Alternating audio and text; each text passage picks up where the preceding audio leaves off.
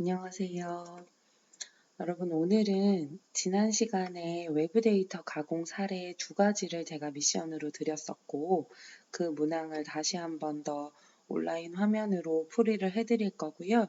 같은 유형으로 오늘 이제 탐구활동 문제로 새로운 요약 분석 사례를 세 번째 문제를 하나 준비를 했어요. 그래서 1번하고 2번은 지난 수업 시간에도 제가 풀이를 해드리기는 했었는데, 아직 조금 부족한 친구들도 있을 것 같고 한 번 더 복습하는 차원에서 두 가지 사례를 다시 한 번 더 풀이하도록 하겠습니다.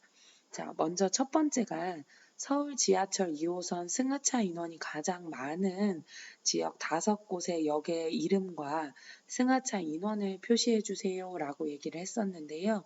오늘 제가 클래스룸 강의 노트에 필요한 CSV 파일 두 가지를 이렇게 넣어놨어요. 자, 여기 보시면 커피서울.csv 파일하고 서브웨이 언더바 202003이라는 CSV 파일 이렇게 두 가지를 만들어서 올려놨고요. 원래는 이제 이게 데이터 수집을 해서 여러분들이 엑셀에서 전 처리도 하고 한 후에 RStudi오에 있는 프로젝트 폴더에다 가져다 넣으시고 작업을 하시는 거지만 이제 미리 이 작업들은 이제 했었기 때문에 제가 여기다가 파일로 일단은 넣어뒀어요. 그래서 여러분들 강의 노트에서 다운 받으셔서 7월 14일 프로젝트 폴더 경로에다가 붙여넣기 하신 후에 우리 스크립트 창에서 작업을 시작을 하시면 되겠죠. 자, 오늘은 리드 엑셀이라는 패키지가 또 필요하고요. 그 다음에 요약을 해줘야 되기 때문에 당연히 dplyr이라는 패키지도 필요할 거예요. 그래서 프로젝트가 항상 생성이 되면 패키지를 새롭게 설치를 꼭 해주셔야 하고요. 자, 그 다음에 자, dplyr 패키지도 제가 설치를 할 거예요. 패키지 설치를 한 줄 한 줄씩 하시면서 여기 아래쪽에 보시면 콘솔 창에 파란색 프롬프트가 생기는지를 항상 확인을 해주시고요. dplyr 패키지도 지금 제가 설치하고 있습니다. 자, 그 다음 프롬프트가 나와서 자, 리드 엑셀 라이브러리로 로드하고요.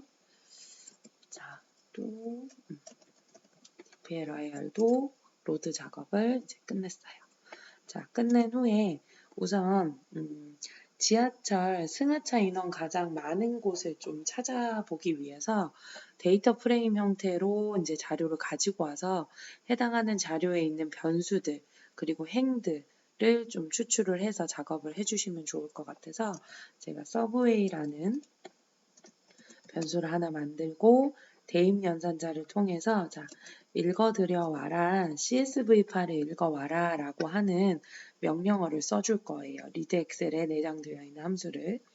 자, 근데 이 CSV 파일은 현재 프로젝트 폴더에 바로 붙여넣기가 되어 있기 때문에 큰 따옴표 안에다가 해당하는 파일명을 바로 적어주시면 될 것 같아요. 서브웨이 2020-03.csv 파일이다 라고 이렇게 적어주고 컨트롤 엔터를 했더니 자, 우측에 환경 변수 창에 서브웨이라고 하는 데이터셋이 하나 만들어졌어요. 자, 클릭을 해서 한번 볼게요. 자, 봤더니 제가 위쪽에 있는 변수명도 변경을 좀 해서 갖고 왔거든요. 그래서 데이트부터 이제 콰이트 내리는 부분까지 해서 데이터를 이제 어느 날짜에, 그러니까 3월 1일부터 이제 저기 아래쪽까지 내려가서 보면 뭐 3월 29일, 31일까지의 중간에 이 라인 호선도 보면요. 뭐 해당하는 호선별로 뭐 1호선, 2호선 뭐 이렇게 해서 다 이렇게 지금 갖고 왔어요. 근데 이제 우리 일단 라인에서 2호선만 일단 필요하고요. 2호선 중에서도 해당하는 날짜의 역별로 승하차 인원의 합계를 구해가지고 이제 가장 많은 곳이 어디였냐라는 거를 한번 정리를 해보면 되거든요. 자, 그래서 서브웨이 데이터셋이 만들어졌으니까 서브웨이 데이터셋에서 필요한 데이터들만 좀 추출을 해보자고요. 자, 그리고 혹시 결측치는 없는지 테이블을 사용해서 자, 이제 NA라는 게 결측치 확인해주는 함수죠. 그래서 여기다가 서브웨이 변수에는 결칙치가 있는지 없는지를 한번 살펴봤더니 펄스로 데이터가 나왔어요. 그 말은 결칙치, true 값이 없다는 건 결칙치가 전혀 없다라는 말이겠죠. 그죠? 자, 그래서 여기 우리 이제 서브웨이 파일에다가 한번 필터링을 좀 해보죠. 자, 서브웨이 데이터 프레임에 파이프 연산자를 넣어서요. 자, 엔터해서 필터링을 먼저 합니다. 자, 필터는 필요한 행을 걸러주는 함수고요.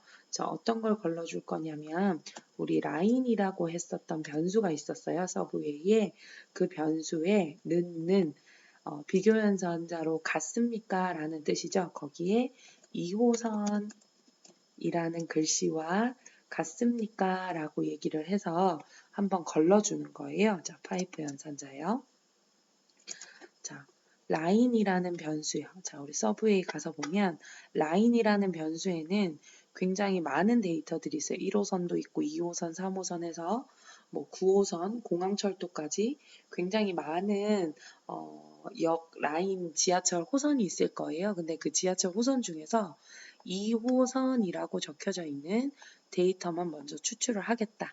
자, 그러고 난 다음에 그 추출한 데이터들 중에서 우리 승차 인원하고 하차 인원을 합한 총 값이 필요하거든요.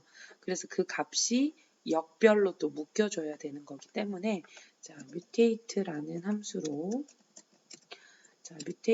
함수를 가지고 total이라는 변수를 하나 생성을 하려고 해요. 자, 이 total이라는 변수는 자, 승차했는 인원 변수하고 하차했는 인원을 더해라 라고 해서 새로운 변수를 하나 생성을 시키는 거죠. 자, 컨트롤 엔터 해볼게요. 여기까지만.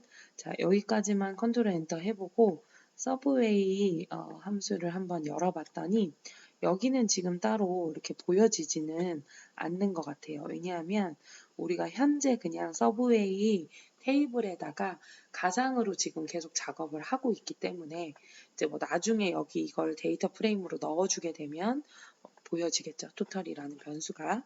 자, 그리고 난 다음에 이번에는요. 자, 2호선만 걸러서 승하차 인원을 합계를 내는 토탈이라는 변수를 만들어냈어요. 자, 그런 다음에 그룹 파일을 가지고 어떤 거 스테이션 명으로 그룹을 묶어줄 거예요. 자, 스테이션명 기준으로 묶어줄 거고 묶은 다음에 요약을 해줘야 되겠죠. 자, 요약을 해줄 건데 어떤 요약을 해줄 거냐면 sum total이라는 우리가 승하차 인원을 합쳐놓은 변수 total이라는 변수를 만들었고요. 그 변수를 sum 합계를 내보겠다. 뭐를 기준으로? 역을 기준으로 묶어서 sum이라는 함수를 가지고 total이라는 함수의 합계를 구해보겠다라는 거예요. 자, 왜 그러냐면 역 기준으로 묶었는데 다시 한 번 더 이 데이터를 이렇게 sum으로 합쳐주는 이유는요. 우리 여기 데이터는 날짜별로 자, 여기 보면 2호선에 성수역이라는 게 있을 거예요. 근데 2호선의 성수역은 3월 1일 날짜 거 한 줄 데이터만 여기 이렇게 있는 거예요. 그럼 이제 아래쪽에 3월 2일부터 3월 31일까지 성수역 2호선의 승차, 하차 인원의 합계가 다 존재할 거라는 거죠. 그래서 역별로 또다시 한 번 더 승하차 인원 합계를 구한 변수를 다시 한 번 더 요약 합계하겠다 라는 뜻이 되고요. 자, 파이프 연산자 또 적어주고요. 엔터해서 내려와서 자, 승하차 인원이 가장 높은 곳 5곳의 역의 이름하고 승하차 인원을 표시해보자 라고 얘기를 했거든요. 그래서 arrange 함수 가지고 자, DSC 내림차순 정렬을 합니다. 어떤 거? 토탈을 합계해 놓은 sum total이라는 변수를 기준으로 정렬을 해주게 되는 거죠. 자, 그러고 난 다음에 더해서 자, 헤드 10곳이다 라고 해서 일단은 한번 실행을 해볼게요. 그래서 컨트롤 엔터를 해봤더니 자, 5곳 보기로 해놓고 제가 10개라고 했네요. 자, 5개만 다시 끊어볼게요. 자, 5개 끊어봤더니 강남역부터 홍대 입구까지 가장 높은 데이터 5개 그러니까 3월 달 데이터예요. 자, 제가 그때 미션을 드릴 때는 1월 달 데이터라고 했었는데 제가 지금 드린 데이터는 3월 달 데이터고요. 3월 달 데이터에서 253 승하차 인원의 합계 새로운 변수 생성하고 해당하는 역별로 다시 승하차 합계 인원을 다시 한 번 더 합계로 요약을 해주고요. 내림차순 정렬해서 상위 5개만 봤더니 강남부터 홍대 입구까지 데이터가 이렇게 있대요. 자, 이 데이터를 보존을 하고 싶으면 우리가 이 데이터 요약 분석을 한 데이터에다가 자, new 01이라고 해서 대입 연산자를 한 번 더 넣어주는 거예요.